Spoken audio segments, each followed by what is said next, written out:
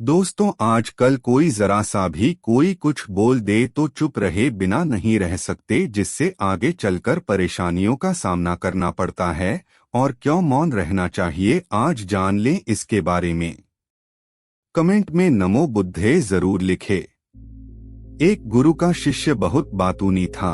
वह हर समय बातें करता रहता था, दिन भर इधर उधर की बातें करता रहता था और आश्रम के अन्य शिष्यों को सुनाता है। एक शिष्य को गालियां देता है, वह गपशप करता है और दूसरों के साथ अच्छा व्यवहार करने की कोशिश करता है। अपने मुंह से अपनी प्रशंसा करता रहता है और हमेशा अपने आप को गुरु के सामने सबसे बुद्धिमान और सिद्ध शिष्य साबित करने की कोशिश करता है।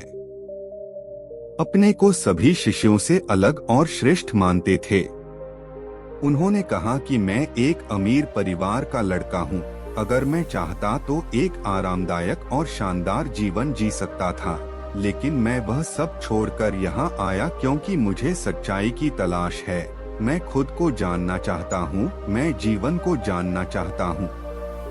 इसलिए मेरा यज्ञ सबसे बड़ा है।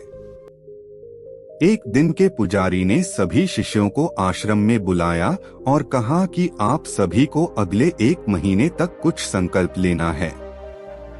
इससे आपका संकल्प मजबूत होगा और आप में आत्मबल का संचार होगा। आप सभी अपनी क्षमता के अनुसार कोई भी संकल्प ले सकते हैं और 1 महीने के पहले आप में से जो कोई भी अपने संकल्प को भंग करता है, वह अपनी पुरानी दिनचर्या में वापस चला जाता है। सभी शिष्यों ने अपनी शक्ति के अनुसार बड़े या छोटे संकल्प लिए और गुरु को अपना संकल्प बताकर वहां से चले गए। लेकिन बातूनी शिष्य अपने को सबसे अलग और बड़ा दिखाना चाहता था।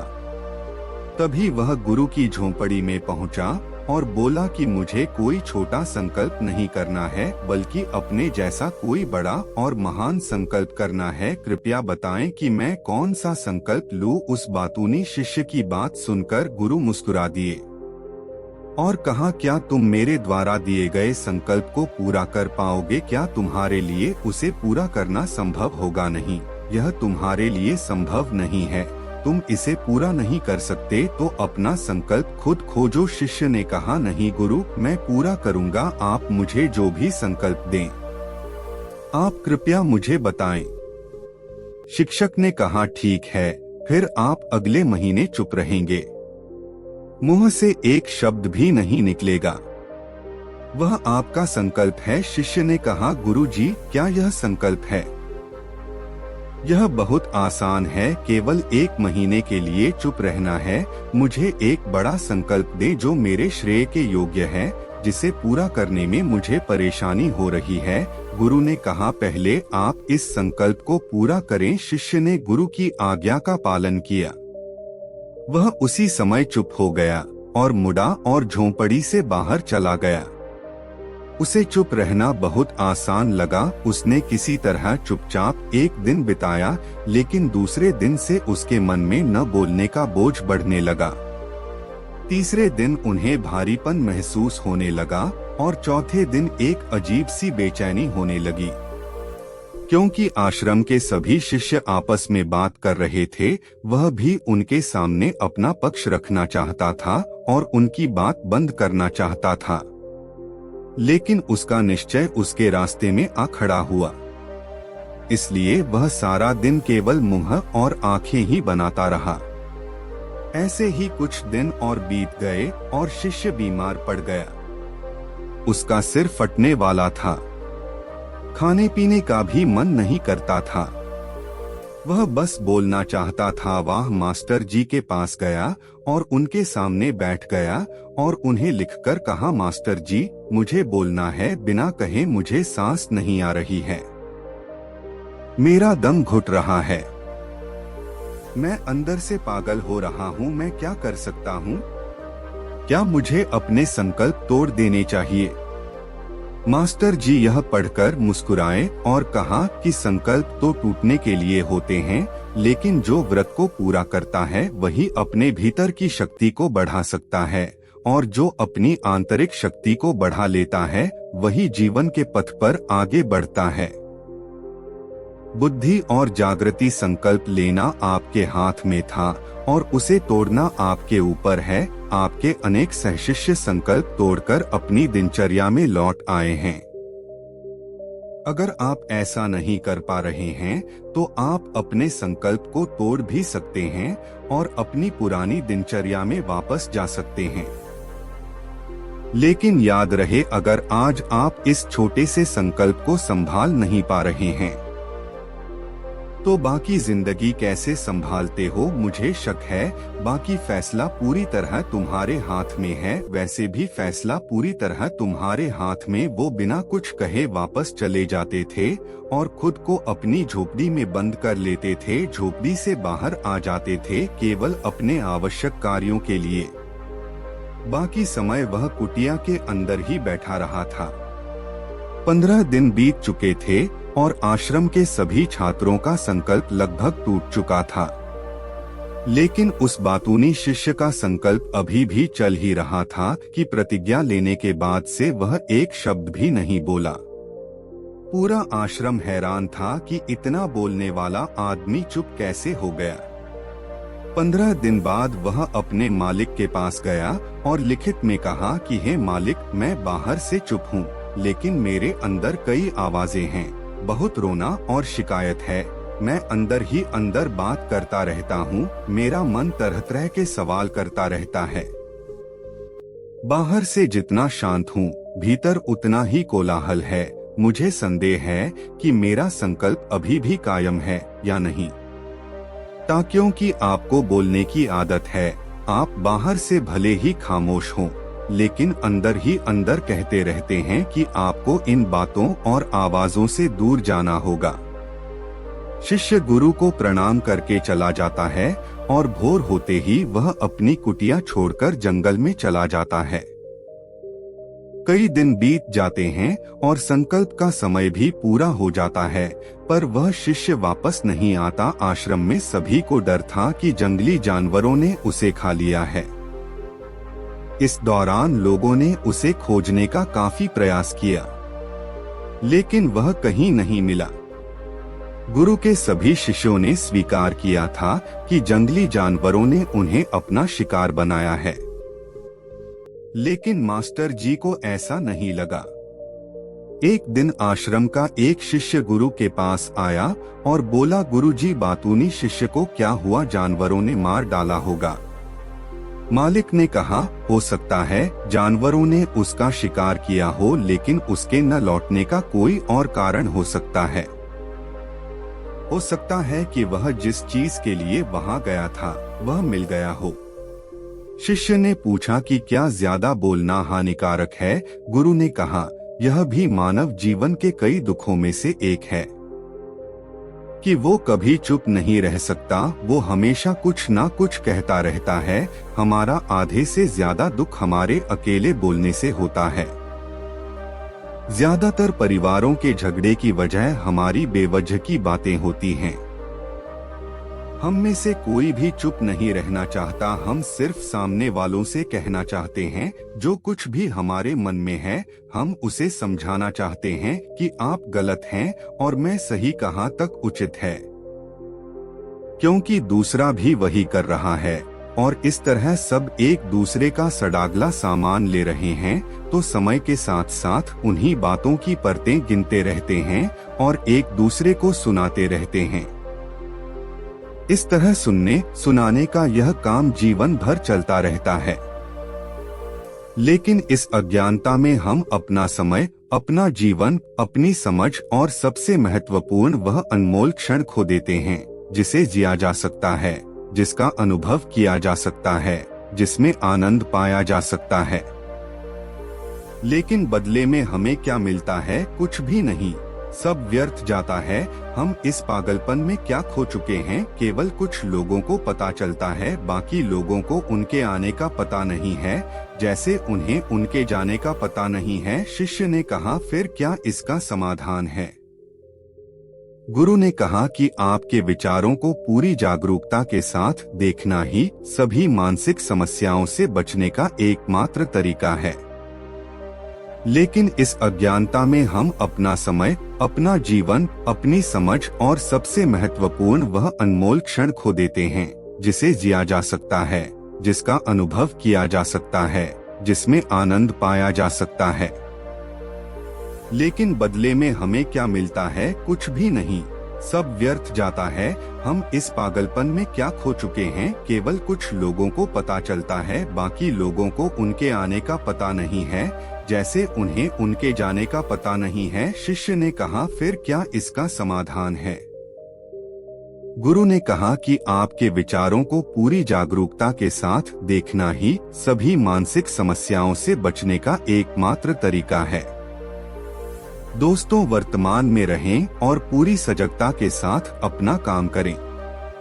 यह प्रसिद्ध जापानी ज़ेन मास्टर शुनरियो सुजुकी का कथन है, जिन्होंने अपनी पुस्तक ज़ेन माइंड बिगिनर्स माइंड में विस्तार से बताया है कि कैसे एक व्यक्ति अपने दैनिक कार्य करने के साथ साथ जागरूकता का अभ्यास कर सकता है और एक जीवन भी जी सकता है। मानसिक रूप से स्थिर और सुखी जीवन आप चाहें। उस बातूनी शिष्य को आश्रम छोड़े हुए 3 महीने बीत चुके थे, पर उसका कोई समाचार न था। अब तक सब सहत शिष्य भी उसके लौटने की आशा छोड़ चुके थे। लेकिन एक दिन वह आश्रम लौट आता है। उसे देखकर सभी चकित और प्रसन्न हुए, लेकिन अब वह छोड़ने वालों में से नहीं था। वह कुछ और के रूप में वापस आया। उसमें एक अजीब परिवर्तन महसूस किया जा सकता था। उसके चेहरे पर एक अजीब सा भाव था और उसकी आंखों में बड़ा सुकून था। आश्रम में आते ही सभी शिष्यों ने उन्हें चारों ओर से घेर लिया और बात करने लगा। उसने अपने भाइयों से भी बात करना शुरू कर दिया। जितने भी शिष्य उससे बात करते थे, उन्हें लगता था कि वह पहले की तरह बड़बोले और बातूनी नहीं थे। उनके मुख से निकला एक एक शब्द बड़े ही मधुर और ध्यान से निकला। कुछ देर दूसरे शिष्यों से बातें करने के बाद वह गुरु के पास गया। उसने गुरु के पैर छुए और कहा, गुरुजी, क्या मैं अब भी चुप हूँ? क्या मेरा संकल्प अभी भी जारी है? गुरु ने कुछ देर तक शिष्य की आंखों में गौर से देखा और कहा, हाँ, तुम अब भी चुप हो। आपके मुंह से एक भी शब्द नहीं निकल रहा है और आपका संकल्प अभी भी कायम है। इसलिए मैं और गहरे जंगल में चला गया। होमे पे कि मुझे वहाँ शांति मिलेगी और मेरे मन में चहकना कम हो जाएगा। लेकिन मैं जितना एकांत में गया, मेरे अंदर की आवाज तेज होती गई। मुझे अपने अंदर की पुरानी आवाजें सुनाई देने लगीं। तब मुझे एहसास हुआ कि मैं कितना गलत था जब मैं बुरा कहता था अपने परिवार के सदस्यों, दोस्तों और सहशिष्यों को बातें। इसलिए उस समय मैंने सोचा कि मैं सही था। जब मैं गुरु भाइयों की चुगली करता था और उनका मजाक उड़ाता था, तब भी मुझे लगता था कि मैं उनसे बेहतर हूँ और मैं सही कर रहा है। लेकिन उस दिन मुझे पहली बार लगा कि मैं कितना गलत हूँ। बहुत देर तक ये आवाजें, ये शिकायतें मेरे अंदर चलती रहीं।